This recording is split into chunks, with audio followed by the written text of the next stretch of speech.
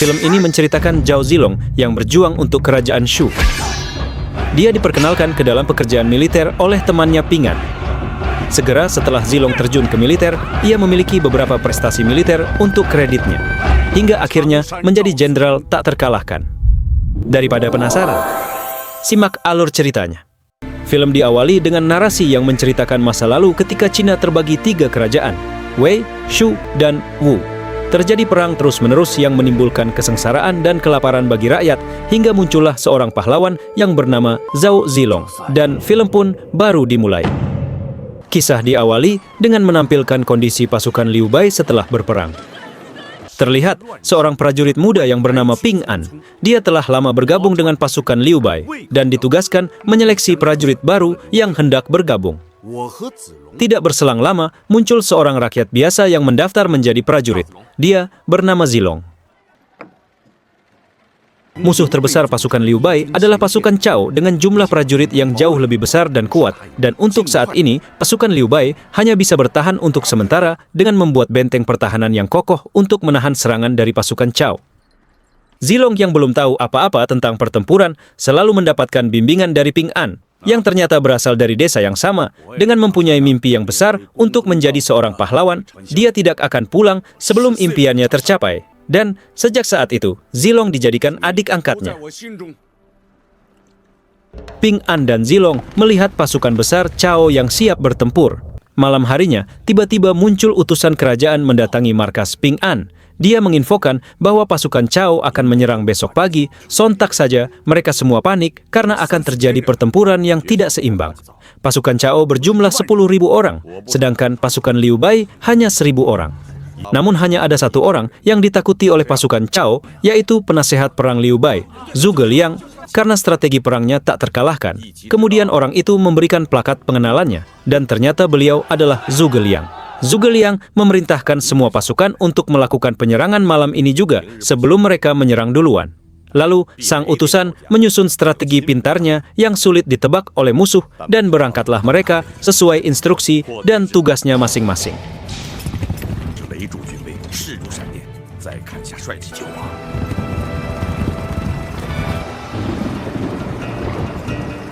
Dengan strategi dari sang penasehat perang, akhirnya mereka memenangkan pertempuran yang mustahil.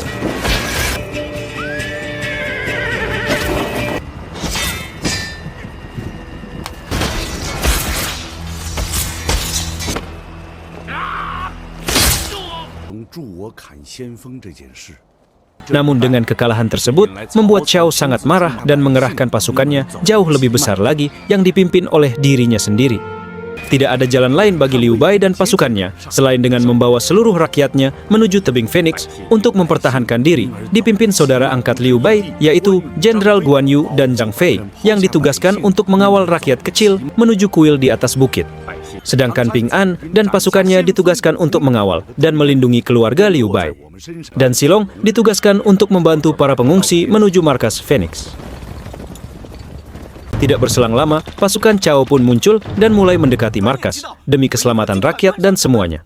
Liu Bai memutuskan untuk menutup gerbangnya meskipun istri dan anaknya yang dikawal oleh Ping An belum tiba. Namun tiba-tiba, Zilong melihat Ping An seorang diri dengan keadaan terluka. Ping An gagal menjalankan tugasnya yang berakibat keluarga Liu Bai tewas, yang sontak saja Zhang Fei marah besar dan akan menghabisi Ping An. Tapi Zilong melindunginya. Sehingga terjadilah pertarungan antara Zilong dan Zhang Fei. Tak disangka, Zilong mampu mengimbangi seorang jenderal, bahkan berhasil memukul mundur Zhang Fei dengan tombak tumpul. Guan Yu berniat menghentikan pertarungan, tapi malah terbawa suasana dan ikut mengeroyok Zilong.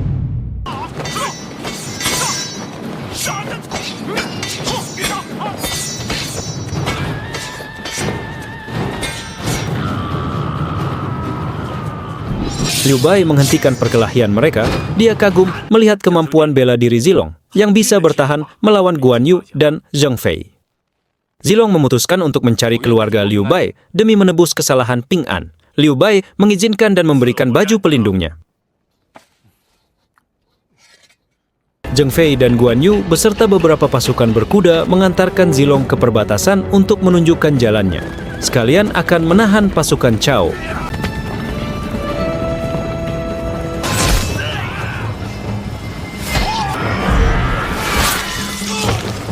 Zilong sampai di tempat di mana keluarga Liu Bei dibantai. Namun Zilong terkejut, ternyata anak Liu Bei tidak berada di kereta. Lalu Zilong mencari suara tangisan dan ternyata anak Liu Bei masih hidup. Zilong pun dengan segera membawanya. Namun di perjalanan, Zilong harus menghadapi ribuan prajurit Chao tanpa gentar sedikit pun. Zilong menghadapi mereka semua seorang diri.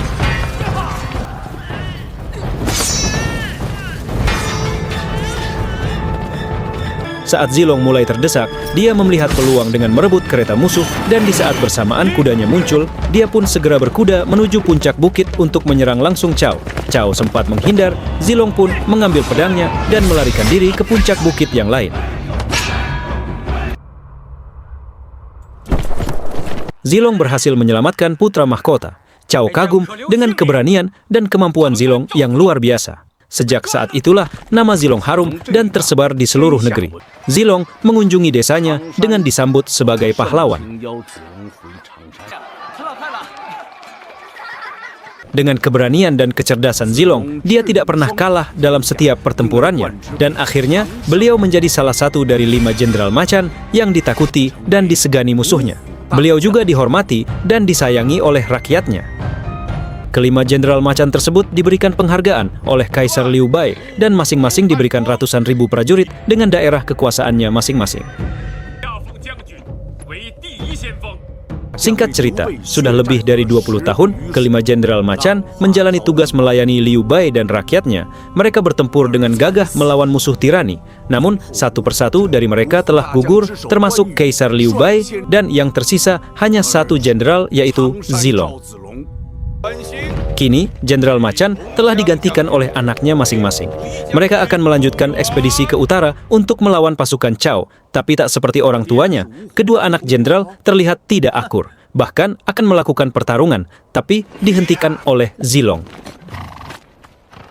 Ternyata Zilong datang untuk meminta agar diikutkan ke dalam ekspedisi sebagai tugas terakhirnya memimpin pasukan untuk bertempur dengan pasukan Chao yang kini sudah dipimpin oleh cucunya. Perdana Menteri Kerajaan sempat menolaknya karena Zilong sudah tua, saatnya untuk pensiun, namun dikarenakan Zilong memaksa akhirnya, Perdana Menteri pun mengizinkannya dengan dibantu oleh 2 jenderal muda, anak Guan Yu dan Zheng Fei.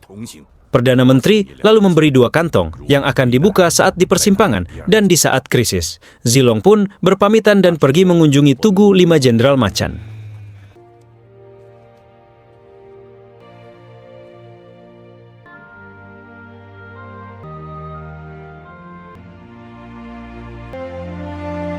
Di sana, dia ditemui Ping An yang akan ikut karena ini perang terakhir Zilong.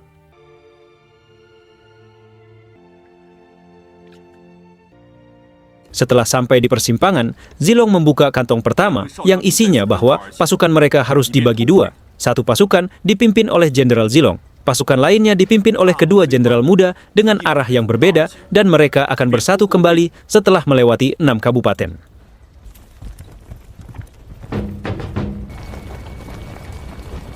Di perjalanan, mereka dihadang pasukan Chao.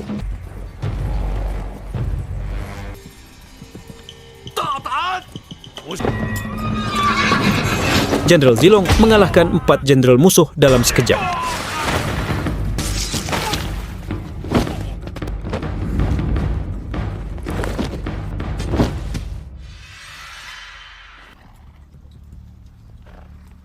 Melihat Zilong yang masih sangat kuat, membuat pasukan mereka ketakutan dan mundur. Namun, pada saat pengejaran ternyata pasukan Zilong dijebak dan dikepung dari 3 arah dengan jumlah pasukan yang sangat besar. Hanya ada satu arah untuk melarikan diri, yaitu menuju markas Phoenix. Zilong pun memerintahkan seluruh pasukannya untuk mundur menuju markas Phoenix. Di sana, Zilong membuka kantong yang kedua, namun isinya membuat semua terkejut.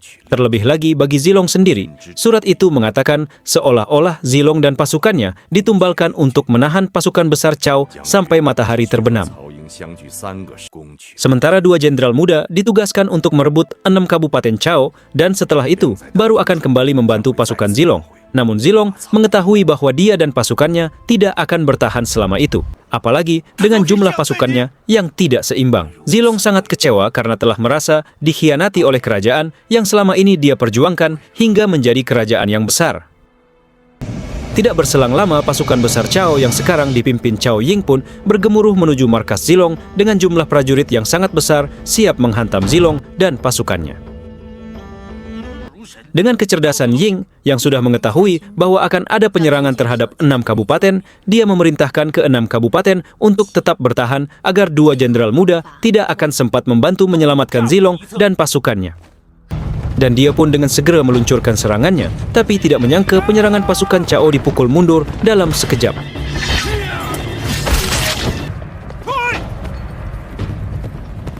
Sang komandan pun keluar dari kandangnya. 2 utusan Zilong menyampaikan pesan dan mengembalikan pedang milik kakeknya yang sempat direbut oleh Zilong dalam pertempuran dengan tujuan untuk menurunkan mental Ying dan pasukannya. Dengan keberaniannya, Ying menantang duel kepada Zilong. Dengan senang hati Zilong menerima tantangan tersebut. Pada saat berhadapan, ada yang mengejutkan, ternyata 2 jenderal muda telah tewas saat penyerangan 6 kabupaten. Kini harapan bantuan tidak akan pernah datang, Jenderal Zilong semakin murka dan pertempuran pun tidak bisa dihindarkan lagi.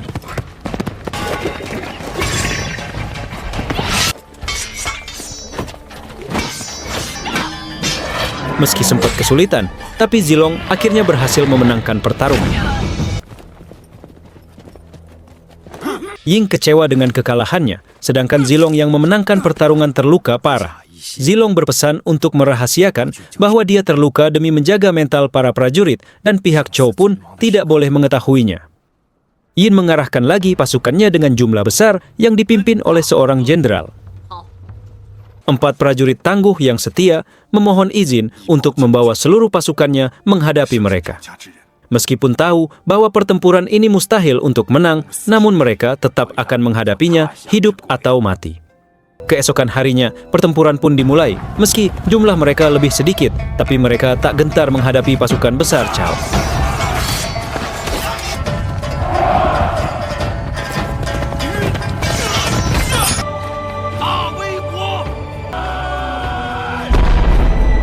Dengan jumlah pasukan yang tidak seimbang, seluruh pasukan Zilong gugur tak tersisa. Kini mereka hanya tinggal berdua, Zilong dan Ping An. Ping An sempat berkata yang mengejutkan Zilong bahwa dia telah berkhianat, membocorkan informasi ke pasukan Cao untuk memancing pasukan Zilong ke markas Phoenix. Dia dijanjikan akan diangkat menjadi jenderal di kerajaan Cao, namun Zilong yang berhati mulia memaafkan Ping An karena menurutnya ini adalah sebuah takdir. Ambisi Ying untuk menghabisi Zilong masih berkobar meskipun Zilong kini sendirian.